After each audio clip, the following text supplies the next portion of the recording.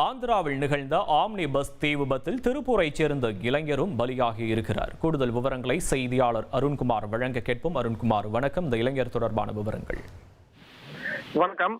ஹைதராபாத்தில் இருந்து Bengaluru omni bus தீப்பிடித்து எரிந்த விபத்தில் திருப்பூரை சேர்ந்த வெங்காய வியாபாரியின் மகன் பலியாகி உள்ளது. திருப்பூர் தாக்கியுள்ளது. தெலுங்கானா தலைநகர் ஹைதராபாத்தில் இருந்து நேற்று முன்தினம் மாலை கர்நாடகா பெங்களூருக்கு தனியார் ஆம்னி பஸ் புறப்பட்டு சென்றது. நேற்று முன்தினம் அதிகாலை ஆந்திர மாநிலம் கர்னூல் அருகே பைக் மீது மோதி பஸ் முழுவதுமே தீப்பிடித்து எரிந்தது. இதில் 21 பேர் உடல் கருகி பலியானார்கள். இதில் திருப்பூரை சேர்ந்த வெங்காய வியாபாரியின் மகன் உயிரிழந்துள்ளார். பூல்பட்டி தோட்டத்துப்பாளையம் லட்சுமி நகரை சேர்ந்தவர் ராஜா. இவர் தள்ளுவண்டியில் வெங்காய வியாபாரம் செய்து வருகிறார். இவரது மனைவி சாந்தி. இவர்களுக்கு 2 மகன்கள். இளைய மகன் யுவன் சங்கர் ராஜ் ஹைதராபாத்தில் உள்ள மருத்துவ ஆய்வாலயத்தில் பணிபுரிந்து வருகிறார். தீபாவளிக்கு விடுமுறை கிடைக்காத நிலையில் பண்டிகையை முடித்து விடுமுறை ஏற்றுக்கொண்டு பெற்றோரை பார்ப்பதற்காக நேற்று முன்தினம் திருப்பூருக்கு புறப்பட்டுள்ளார்.